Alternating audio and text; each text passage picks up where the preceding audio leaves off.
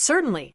Here's section 1 of the HFY story titled, "They Thought Humans Would Send Aid, Not an Entire Fleet, ****. Hashtag section 1. The Desperate Plea. The galaxy was vast, ancient, and cruel. Across spiral arms teeming with civilizations, the echoes of empires rose and fell like waves crashing against time. The Dravani Dominion, one of the oldest and most ruthless among them, had expanded like a cancer across sectors for centuries. No mercy, no compromise, only domination through fear and force. And now, their eyes had turned to the Yalari, a once proud and serene race whose history was carved in stone and sung in the winds of their homeworld, ThE. The Yalari had never prepared for war. For thousands of years, they built their society around art, diplomacy, and consensus. Their cities floated on crystal spires. Their power came from harmony with their environment. They had ambassadors, not generals, philosophies, not weapons. Against most threats, this balance worked. But it did not work against the Dravani. The invasion began with calculated cruelty. Orbital bombardments of communication hubs, followed by the strategic disabling of water purification centers. Not outright genocide, just enough suffering to break spirits before the occupation. ThE's defense grids were obsolete, its orbital stations shattered in hours.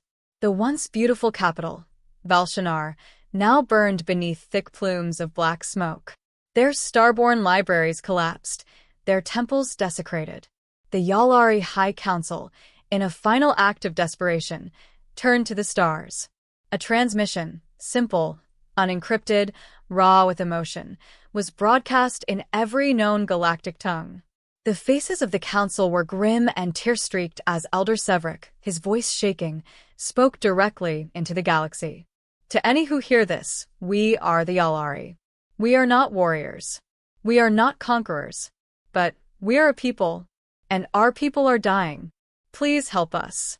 Even a whisper of resistance, even a single ship of mercy, may save what is left. The signal repeated every hour across all major relays. It became the background noise of the stars. And slowly, painfully, the silence of the galaxy responded. With nothing. The Abzari League deleted the message from their archives, fearing political repercussions. The Vexari hives did not care. No phenomenal interest, no benefit. The Zirquin Concord issued a polite, regretful condolence but offered no aid. Even the Celestial Tribunal, a peacekeeping body older than many species, marked the Yalari as a non-priority concern. They were alone, until it reached Earth. Humanity was a relatively recent addition to the galactic stage, bold, unpredictable, and still regarded with cautious curiosity.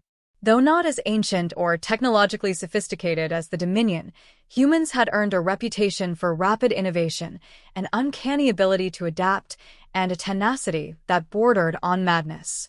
The transmission played on Earth's unified space relay at 2:00 Universal Standard Time. Within minutes, it had reached the United Human Fleet Command in orbit around Titan. Fleet Admiral Elias Reyes, a man known for his austere demeanor and pragmatic strategies, watched the footage in silence alongside his senior officers. Elder Severick's plea ended. The room was quiet. Reyes slowly stood from his seat, hands folded behind his back. His dark eyes scanned the screen, then the men and women around him. Status of the Dominion presence near ThE? Multiple fleets, sir, said Rear Admiral Chen. Orbital lockdown. Civilians under strict containment. Estimated Yalari losses, 9 million and rising. And galactic response? None. Most major powers have ignored it. We're being advised by the Accord to remain neutral. Reyes turned away, walking to the massive viewport overlooking Saturn's rings. He let the silence hang a little longer before he spoke. We're not sending aid. There were startled looks. A few officers exchanged glances. One even began to object. Reyes raised a hand. We're not sending aid, he repeated. We're sending the fleet. Gasps. Audible shock. Sir, an entire fleet? That's... We're not just patching up survivors. We're ending the occupation. We either mean what we say when we call ourselves a force for peace and justice, or we're no better than the Dominion. General Imani, a grizzled Marine commander, grinned. Permission to start loading the drop carriers, Admiral? Reyes nodded once. Bring everyone home or leave none behind. The call was made. Mobilization orders spread like wildfire across Earth's orbital dry docks and interstellar command centers. Shipyards lit up with frantic energy. Hundreds of warships began prepping for launch. Massive dreadnoughts, agile assault frigates, stealth corvettes, and deep space medical cruisers. Thousands of soldiers donned their exo-armor. Mechs were calibrated. War AI awakened from slumber. Human commanders kissed their families goodbye, not knowing if they'd return. And as the Yalari huddled in broken shelters, clutching relics of a world they thought doomed, no one told them that Earth had heard them. That Earth was coming. But soon, they would see the stars move. And they would learn what it meant when humanity decided to answer a cry for help. Would you like me to proceed with writing Section 2, F, or expand more on Admiral Reyes and the human fleet? F. Certainly. Here's Section 2 of the story. They thought humans would send aid, not an entire fleet. Asterisk, asterisk. Hashtag Section 2, Contact and Confusion. Talmaria's skies were dark, filled with the oppressive presence of Dravanti warships, gleaming with obsidian hulls, bristling with cruel weaponry, and positioned like vultures around a dying world. The Yalari huddled in fear beneath bombed-out temples and ruined archives, hearing the low, mechanical hum of Dominion patrols overhead. Hope had become a memory. Surrender, a bitter inevitability. And then, without warning, the stars changed. First came the distortion, a shimmering ripple across the fabric of space, like a mirage in the void. The Dravanti fleet sensors screamed in confusion as gravitational signatures bloomed across local spacetime. Then they arrived. The unified human fleet. One by one, hundreds of human vessels erupted from hyperspace like celestial titans. Sleek and angular destroyers. Towering dreadnoughts with rotating energy cannons. Carriers trailing entire squadrons of atmospheric-capable fighters. At the heart of the formation hovered USS Everest, the flagship, 3 kilometers of reinforced titanium and gravitic shielding, its hull adorned with Earth's new insignia, a stylized Earth encircled by a ring of stars. The Dravanti were stunned. These were not a few rogue ships or a token diplomatic envoy. This was war. A sudden broadcast crackled through every frequency, overriding Dominion comms. A human voice, calm and clear, filled the silence. This is Fleet Admiral Elias Reyes of Earth's Unified Command. You are orbiting a civilian world under false authority. You are ordered to withdraw immediately and cease all hostile actions. If you do not comply, we will consider this an act of war. On the surface, in shattered cities and refugee camps, Yalari civilians stared up at the sky in stunned disbelief. Massive human ships now eclipsed the sun. The children of Earth had answered the call. But no one expected this. Dravanti Commander Jurek Var sneered as he received the transmission. Mammals, he spat, tusked jaws curling. Their world is barely a blip in galactic affairs. They dare threaten us. One of his lieutenants glanced nervously at the sensor display. Sir, their fleet's formation is disciplined. Power signatures are high. Some of their weapons, unknown configurations. Jurek waved it off. They are fresh blood upstarts. Crush them. And, with that, the Dravanti fired. A salvo of plasma torpedoes roared toward the lead human ships. Glowing orange trails raced through space and vanished, intercepted by a coordinated net of countermeasures. Kinetic flak shells and anti-missile drones deployed in perfect unison, dispersing the attack like dust in the wind. Then humanity fired back. No fanfare. No flourish.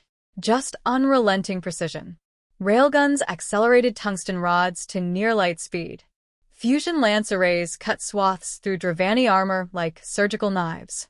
Swarms of autonomous drones, each equipped with adaptive targeting AI, descended on enemy ships, drilling through hulls and injecting EMP charges into critical systems.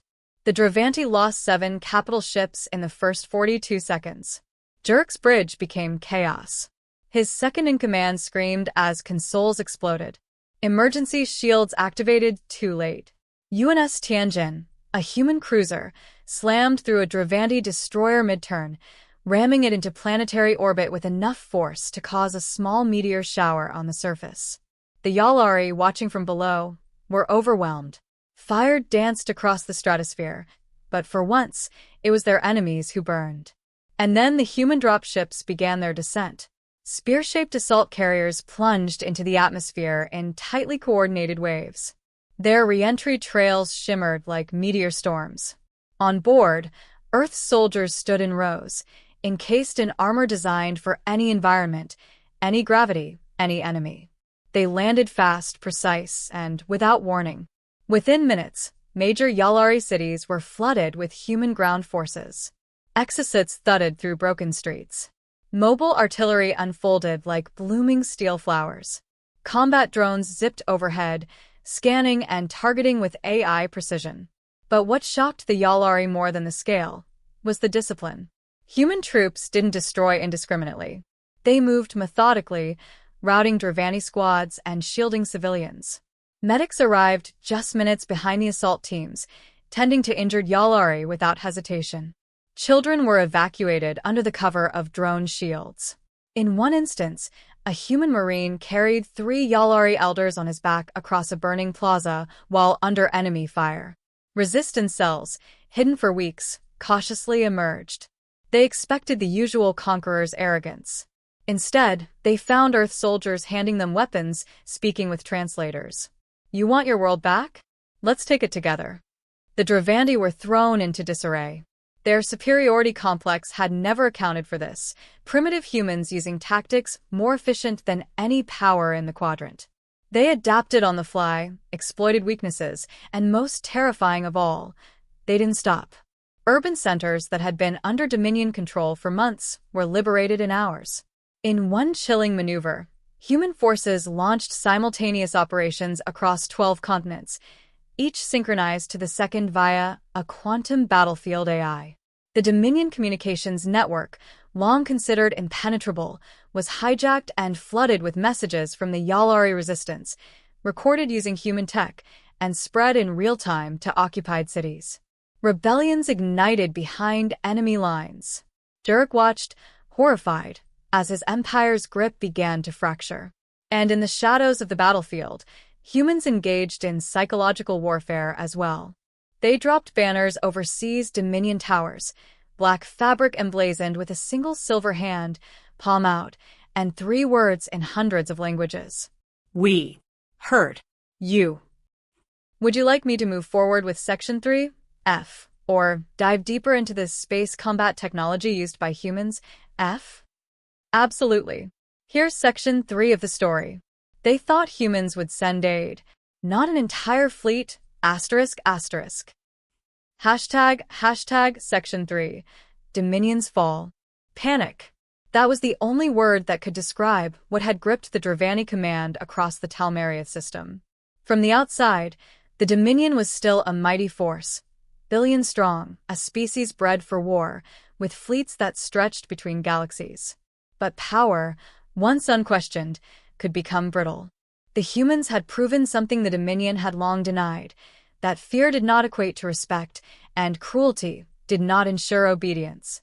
Humanity had arrived like a storm, not with arrogance or threats, but with efficiency, resolve, and terrifying unity. In less than 72 hours, half of the Dominion's fleet in orbit had been obliterated. A third had fled to the outer asteroid belts, awaiting reinforcements that would never come. The Dominion had miscalculated. They thought the humans were soft, fractured, that their kindness would make them hesitant, that their compassion was a weakness. Instead, it was their weapon. Across Talmariath's surface, resistance movements exploded into full rebellion under the protection of the unified human fleet. What had been sporadic underground cells were now coordinated militias supplied with food, weapons, and communications relays from Earth. Yalari rebels fought with new strength, not because they believed in themselves, but because someone else finally had. They saw human soldiers dying beside them, not for territory, not for conquest, but for them. And that changed everything. In the capital ruins of Valshanar, once the heart of Yalari culture, a final Dominion holdout stood defiant. A massive tower of black alloy and firepower known as the Maw, erected by the Dravandi to symbolize total control. From here, Commander Jurek Var tried to reassert dominance, broadcasting empty threats across open channels. You think this changes anything? You think you've broken the Dominion? This world will be your grave. But the humans didn't respond with words. They sent in Strike Team Orion, led by Captain Sarah Malik, a decorated Special Forces operative. The team of 12 elite operators infiltrated the Maw in the dead of night. With stealth cloaks that bent light and muffled sound, they bypassed sensor fields and eliminated sentries before the alarms even sounded. They fought not like brutes, but like ghosts, appearing where they were least expected and vanishing before reinforcements arrived. Inside the tower, chaos reigned. Security forces scrambled, bulkheads sealed, automated turrets whirred to life, only to be hacked by AI subroutines laced through the humans' gear. In under an hour, the team reached the command bridge. Captain Malik stood before Commander Jurek, weapon lowered, face calm behind a translucent visor. "You have one chance," she said. "Stand down." Jurek bared his fangs, roaring with defiance. "You mammals don't understand war. We own this galaxy. You think because you've won a battle, you've changed the course of history? You're just ants." Malik didn't flinch. "And you just learned what happens when ants move together." With a precise command, the tower systems were locked. Auto defenses went dead. The Dominion Command Core was disabled. Jurek was taken into custody, his transport intercepted before he could flee the planet. That marked the turning point. Across the Talmariath system, Dominion forces, leaderless and demoralized, began to surrender. Not just in scattered pockets, but in entire battalions. It wasn't just the loss of tactical positions that broke them. It was the realization that they had become the villains in a story that no one wanted to tell anymore. Yalari resistance fighters marched into once-occupied cities, welcomed as heroes. Civilians who had not spoken in weeks emerged from bunkers, weeping openly. Human engineers began rebuilding damaged infrastructure within days. Mobile medbays set up in once-burned marketplaces. Artificial rainmakers cleansed the irradiated sky. And through it all, Earth's fleet remained vigilant. They did not celebrate. They did not plant flags or declare dominion. Instead, they worked tirelessly, compassionately, and quietly. In the aftermath, Fleet Admiral Elias Reyes addressed both Earth and the galaxy at large from the bridge of the U.S. Everest. His words, transmitted in over 300 languages, became etched in galactic memory. "We did not come here to conquer. We came because no one else would. Because too many great powers have grown comfortable watching others suffer. We are not perfect. We are not the oldest nor the most advanced. But we are human. And when someone cries for help, we answer." That speech was replayed across galactic newsnets for years to come. For the Yalari, it marked the beginning of their renewal. They chose not to rebuild their cities exactly as they were, but stronger, more interconnected with those who had saved them. Monuments were erected not just to honor the fallen, but to mark the day that strangers from a distant blue world became brothers. And for the Dominion, it was the first time they had tasted defeat. Truly tasted it. Not a skirmish, not a protest, but a resounding, public, undeniable loss, delivered not by a coalition of ancient powers, but by a species they had underestimated. A species that saw kindness not as weakness, but as responsibility. A species that had drawn a line in the stars and said, "No farther." Would you like me to finish the story with Section 4? F. Or explore a side story about Captain Sarah Malik and Strike Team Orion? F. Of course. Here's the concluding Section 4 of the story. They thought humans would send aid. Not an entire fleet. Asterisk, asterisk. Hashtag Section 4. Echoes through the stars. Months passed. The Yalari homeworld, once a place of ash and silence, was now buzzing with rebuilding efforts. The hum of reconstruction machinery echoed through canyons where fires had once raged. Streets that had been battlegrounds became passageways for healing. The crystalline spires of ThE were not yet restored to their former splendor, but they stood again, this time with human scaffolding bracing their sides, and human engineers standing atop them shoulder to shoulder with their Yalari allies. Human medical ships remained in orbit, converting their vast interiors into temporary hospitals and recovery centers. AI logistics platforms directed the allocation of building materials, food, and water with unerring efficiency. Languages and customs were translated in real time through shared holographic networks. And everywhere the Yalari looked, they found evidence of something that had once been unimaginable. They were not alone. In the weeks after the final Dravandi withdrawal, the galactic community stirred uneasily. For the first time in centuries, someone had openly defied a superpower and won. The once invisible humans had taken a stand that most major civilizations had chosen to avoid. It challenged long-standing assumptions. Why had Earth done it? Why risk war with a galactic hegemon over a single world? The Yalari knew the answer, but others weren't so sure. On Carthuan, a trade hub of galactic diplomacy, whispers began to spread. Debates erupted in senates and courts across hundreds of star systems. Some called Earth a rising imperialist power, cloaking expansion in humanitarianism. Others accused them of reckless idealism. But amidst the fear and analysis, something more profound emerged: hope. Hope that change was possible. The fractured alliances and stagnant peacekeepers of the galaxy suddenly looked at humanity with new eyes. Not because Earth had new technology or vast colonies, but because they had done what others feared. They had acted. Fleet Admiral Reyes declined parades and medals. When asked for interviews, he gave brief, measured responses. We did what needed to be done.